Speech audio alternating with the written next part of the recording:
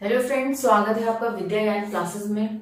और हम कर रहे हैं अपना फर्स्ट चैप्टर का नाम है विभाजन, विस्थापन और पुनर्व्यवस्था। ठीक है, तो हम किस टॉपिक पे आ चुके हैं? हम आ चुके हैं रजवाड़ों का विलय। विलय का क्या मतलब है? विलय का मतलब है मिलना। और रजवाड़े क्या चीज है? रजवाड़े हम किसको कहते हैं? ठीक है, पेज नंबर है आपका 75।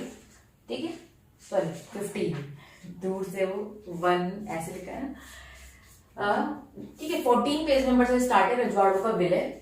और फिर उसके बाद आपका मैप दिया गया, इंडिया का मैप, तो उसमें देखेंगे। उसको आप अच्छे से देख लेना कि रजवाड़े कौन से उसमें मेंशन किया गया है और अच्छे से डिस्क्राइब हो जाएगा आपको। ठीक है, तो समझ लेते हैं रजवाड़े क्या है। ठीक है, रजवाड़े क्या है ये क्वेश्चन आ सकता है, तो आपको पता होना चाहिए। क्वेश्चन नहीं भी आ सकता तो भी पता होना चाहिए। ठीक है, रजवाड़े क्या चीज है, तभी तो चीजों को समझ पाओगे रजवाड़ों की प्रॉब्लम्स क्या है। और हमने हमारे जो पटेल सर थे उन्होंने किस तरह से हैंडल किया पूरे एक रजवाड़े, किस तरह से अलग होने की कोशिश कर रहे थे, फिर उनको कैसे विलय किया उनका देश में और एक अखंड भारत का निर्माण किया। तो समझ लेते रजवाड़े क्या है। ब्रिटिश प्रभुत्व में 2 चीजें आती थी। एक सीधे सीधे जो ऐसे प्रांत जिन पे डायरेक्ट किसका था, ब्रिटिश का राज था, और एक ऐसे प्रांत छोटे छोटे राज्य जिनमें राजा शासन करते थे, बट उनकी सर्वोच्च सत्ता कौन थी? ब्रिटिश थी। ठीक है, और घरेलू मामले में राजा देखते थे, और इनफैक्ट प्रजा भी उन्हीं को मानती थी। उनको नहीं पता था कि ब्रिटिश क्या कर रहे हैं। ब्रिटिश से डायरेक्ट राजाओं का लेन देन था। वो उनको टैक्स देते थे कि आप ऑफकोर्स शासन करो, हमें इतना पैसा चाहिए आपके रजवाड़ों से, आपके क्षेत्र से हमें इतना पैसा चाहिए। वो राजा से वो था। अगर आपने लगान मूवी देखी हो तो आपको समझ में आएगा। वो रिक्वेस्ट करते हैं, राजा जो होता है रिक्वेस्ट करता है कि माफ कर दो इनका, ऐसे कुछ। वो कहते नहीं, तो कंडीशन देख लो, भले ही राजा है, जनता किसके पास जाएगी? राजा के पास जाएगी अपने दुख सुनाने, बट फिर राजा किसके पास जाएगा? ब्रिटिश के पास, कि ऐसा ऐसा है। वो माने तो ठीक, नहीं माने तो वही करना होता है। तो इस तरह से, ठीक है, लगान देख लेना, उसमें राजा की स्थिति आपको समझ में आ जाएगी। तो वो रजवाड़ों की बात है। तो रजवाड़े क्या है? ठीक है, लिखा गया है ब्रिटिश प्रभुत्व के हिस्से में आते थे देसी रजवाड़े। ठीक है, पर जो रजवाड़े थे उनके घरेलू मामलों पर राजाओं का शासन था, पर रजवाड़ों की सर्वोच्च सत्ता ब्रिटिश राज के अधीन ही थी। ठीक है, तो ब्रिटिश राज के अधीन ही थी, ये समझ में आ गया। घरेलू मामले राजा देखते थे, तो रजवाड़े ये थे। एक तरह से राजा होते थे, अभी भी बहुत सारे राजस्थान में ऐसा है। इनफैक्ट सैफ अली खान को देख लो। सैफ अली खान एक पटौदी फैमिली से है, जो क्या थे? रजवाड़े थे। उनका देसी रजवाड़े जिसे कहते हैं, उनके दादा के परदादा वटेवर जो भी, वो राजा थे। ठीक है, तो इस तरह से वो ब्रिटिश थे, लिंक थे, बट उनकी प्रजा उनको मानती थी ऐसे। सिंधिया जो है, जो कांग्रेस के मेंबर भी हैं, वो भी इस तरह से थे। तो ऐसे ऐसे हैं। क्वीन अभी भी मौजूद है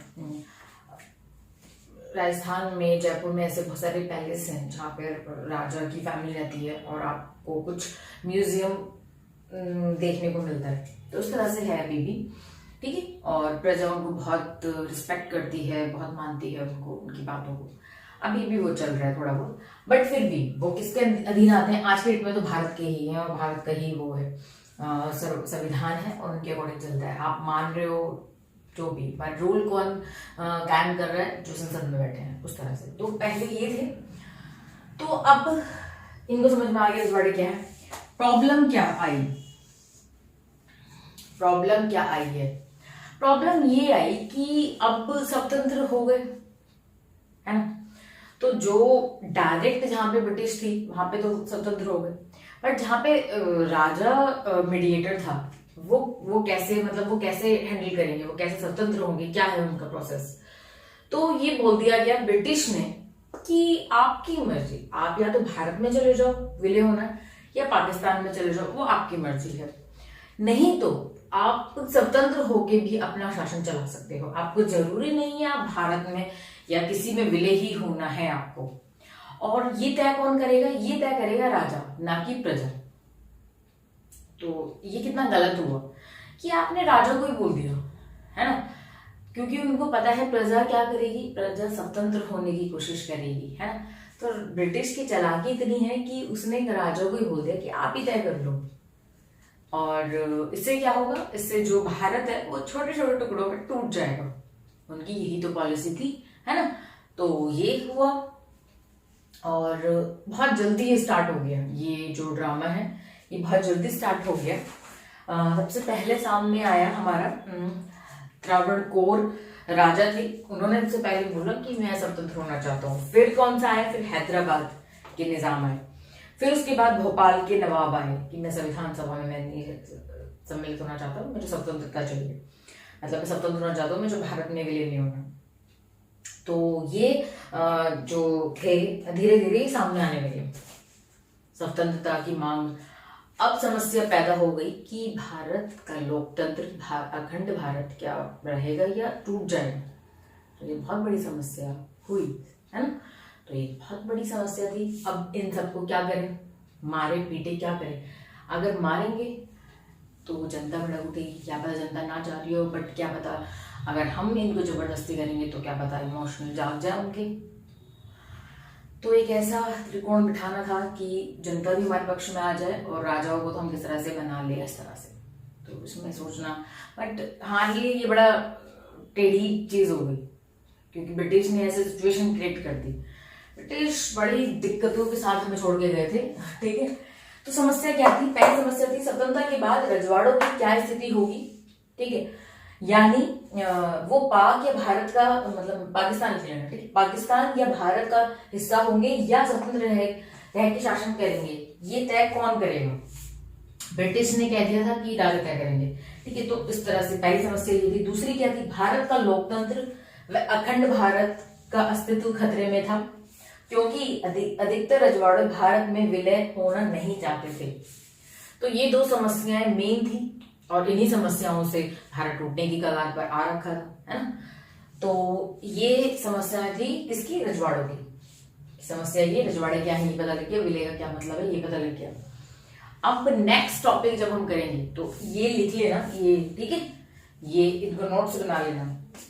समस्या क्या थी, इसमें 2 पॉइंट्स निकल सकते हैं, ठीक है, इसमें से भी 2 पॉइंट्स निकल सकते हैं। लोकतंत्र को खतरा, अखंड भारत का अस्तित्व, ठीक है, ऐसे। तो ये है, तो ये हो गया, ठीक है। समझ में आनी चाहिए चीजें, चाहे वीडियो कितनी छोटी हो कितनी बड़ी हो, डजंट मैटर।